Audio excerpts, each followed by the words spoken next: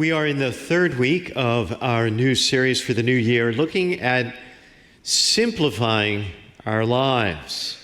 Simplifying our lives, especially through the exercise of decluttering. Clutter.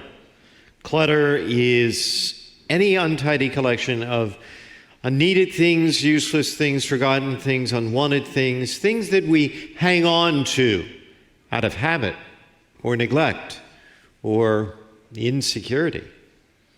And it's a problem. It's a problem because it's always coming at us. It's always coming at us, and it just keeps on coming. And that's a problem because clutter distracts us. It can confuse us. Clutter gets in the way of what we're doing or what we want to do or where we want to go. Decluttering is the process in which you remove, reorganize, reorder for the sake of cleanliness or comfort, for simplicity's sake, for improved aesthetics, for more successful living. When you declutter, you're making value judgments on the stuff you've got. What's most important that you need to keep close at hand. What's useful and helpful but can be put away for now, and what needs to go, what you need to get rid of. And as we've already discussed, just as we declutter our space, we can declutter other areas of our life, every area of life, really, our hearts and minds, our calendar and schedule, as we saw last week, our soul. Today, we're looking at decluttering our relationships and friendships. Our relationships and friendships. You know, when God created the earth, He pronounced everything good. The light, the sky, the earth, the vegetation. Over and over again we read, and God saw that it was good. But then Genesis tells us there was one exception. The Lord God said, "It is not good for the man to be alone." God has made us for relationships, and it's not good to be all alone and on our own. Of course, it's important to have alone time and quiet time for sure, but it is decidedly not good to find ourselves in isolation, all alone with no other choice. That said, it's not just about having a lot of people around all the time. It's the right people in the right place in our life. People are God's fuel for our growth. Our relationships dramatically determine the physical, psychological, and spiritual health of our lives. As children, we have very little ability to determine the people in our lives. We're born or adopted into a family that we do not choose. We begin to find freedom to make friends as we get into school or later in the work world. But those friends can be largely determined by the accident of proximity, just being in the same neighborhood or class or office, just sharing the same stage or state of life, all of which is fine and as it should be. But as adults, we should also become more intentional about our relationships. Why? Because while the right people are absolutely crucial to our health and growth, the wrong people can get us in trouble. The wrong people can lead us down the wrong road, or at least keep us from where we want to go. The wrong people can drain us of joy. 2 weeks ago, we talked about about being curators. Museums have staff called curators, whose job is not only to conserve the museum's collection, but to organize it and arrange it, deciding which items to exhibit, which items to store, and which items are no longer in the collection. We should be doing that for sure with all the stuff in our life. But my point here is we can do that with our relationships too.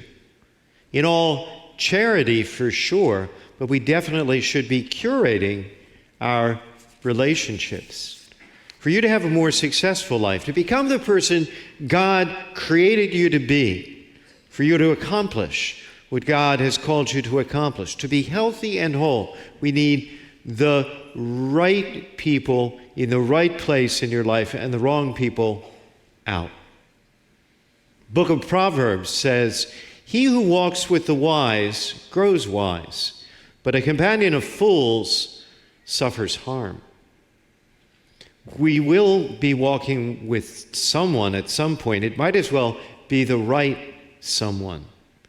And that's someones in the plural. You need a network of people. A mistake often made is to put too much emphasis on one person. Sometimes when we get frustrated with someone, it's precisely because we're expecting more from them than they can give. You can't expect your spouse to meet all of your emotional and relational needs. It's impossible.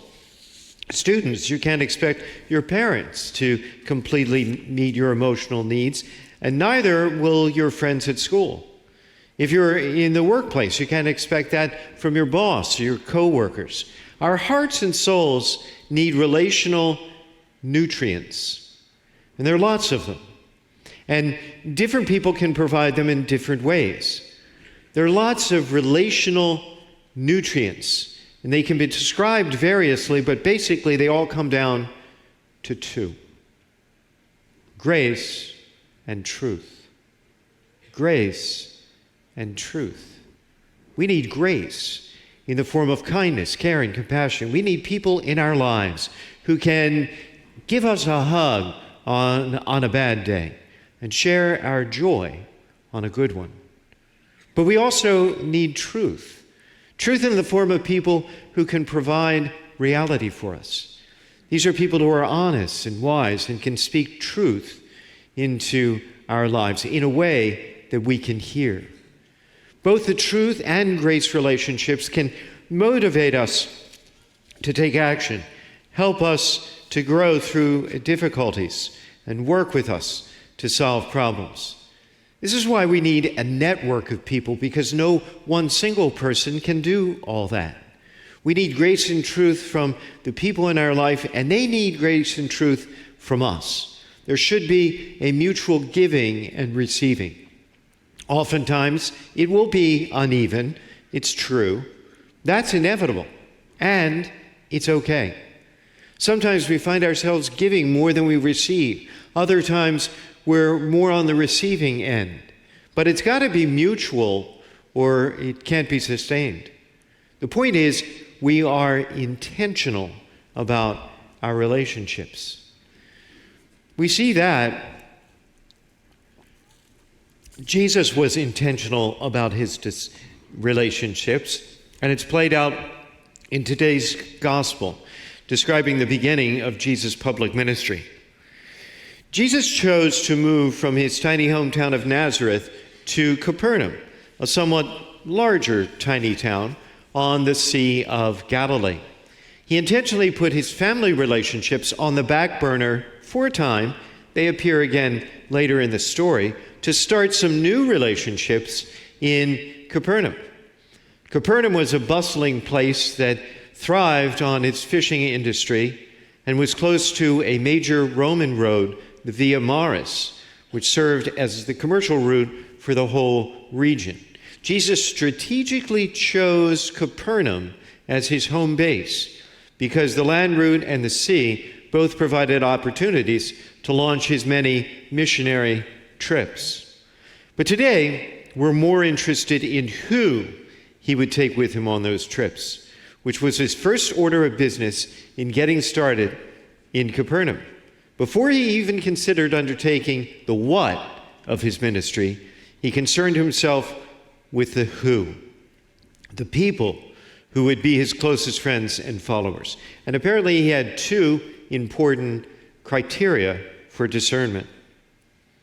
As he was walking by the Sea of Galilee, he saw two brothers, Simon, who is called Peter, and his brother Andrew, casting a net into the sea. They were fishermen. He said to them, "Come after me, and I will make you fishers of men." Simon Peter and Andrew were fishermen. This detail is added to know not only their profession, but their state and status in the community. The life of a fisherman was hard and demanding work involving long hours. Jesus, recognizing the work ethic that they demonstrated, calls Peter and Andrew to follow him. And that was the first criterion for being his disciple. And that was unusual, to say the least. In that day, at that time, Jewish boys would go to the local rabbi for their basic education. Then, when they reached a certain age, they would take up their trade or craft in the community, except for the best and the brightest, who would continue in their education as the rabbi's disciples or senior students, with the possibility of becoming rabbis themselves. That Peter and Andrew, both young men, were fishermen, tells us they didn't make the rabbi's cut. Jesus reverses the rabbi's decision and the norm. He calls these ordinary, hardworking men just like the people that he will be teaching and preaching to. Besides their hardworking credentials, clearly Jesus also saw something else in these guys that the rabbi missed. And he was right, because at once they left their nets and followed him. At once. They put aside their work and their work relationships without hesitation to follow Jesus. They make a relationship with Jesus their top priority. And that's the other criterion for being his disciple. Next, Jesus continues down the shoreline and continues his recruitment. He walked along from there and saw two other brothers, James, son of Zebedee, and his brother John. They were in a boat with their father Zebedee, mending their nets. He called them, and immediately they left their boat and their father and followed him. So Jesus calls James and John. They too respond with amazing promptness. Only their summons to follow Jesus comes with greater sacrifice. For these brothers not only leave behind their fishing companions, but their father. They put their relationship with their father on hold, at least for a time, to pursue a new relationship that would become a life-changing relationship with the Lord. A successful life, a life of personal, spiritual, and professional growth, comes from being, in part, intentional and discerning about our relationships. Like Jesus, we need to discern. He chose people who were humble and hardworking, but also hungry for the more their lives could be as his friends and followers. So for us, first thing, prioritize relationships where you're able to receive what you need and give what another or others need. If you know you're going through a difficult time and need someone who understands your struggles, then invest in a friendship that will make that happen. Or vice versa, if you know you have a friend in need. If you have an aging parent or a young child, they need your grace, and you can prioritize them. If you have a troubled family member or friend, they need your truth, and you can prioritize them. The clutter comes in not recognizing our priorities. Then there are relationships that might be entering a new season, like James and John with their father. This is not necessarily good or bad in itself. Every friendship and relationship has different seasons and stages of life. The clutter comes in failing to recognize that fact. This often happens with friendships formed out of convenience or circumstance or shared experience. When the circumstance changes, when the experience ends, we struggle to hold on to what we had. But sometimes we simply can't. Or it could be an investment you're making in someone else that is now complete, or an investment that hasn't been successful, that isn't making a difference, and it's time to step back or press pause. And then, of course, there are the relationships that need to end. They're simply toxic. Maybe no one is right or wrong, no one is good or bad, but there's no exchange of grace and truth. So, this week, why not take some time in your quiet time to take stock of your relationships? Think about evaluating and prioritizing them. If you want some help in figuring it out how to prioritize, join this week's workshop. It's Wednesday, January 25th, on decluttering your relationships. Just go to our website, look for Nativity Top 3, where you can register to join us via Zoom. Take a look at the very first thing John's Gospel tells us about Jesus. Among all the things he could have told us about the Son of God, what was the very first thing? John wrote, "The Word became flesh and made his dwelling among us, coming from the Father, full of grace and truth." Full of grace and truth. To be like Jesus means, first of all and above all, aspiring to lives that are filled with grace and truth. And that absolutely means pursuing relationships that are full of grace and truth. Hey everyone, thanks for watching with us today. Hit that subscribe button right now so you don't miss a single thing. You can be part of our mission to love God, love others, and make disciples simply by sharing this video. We are so grateful you're part of our community.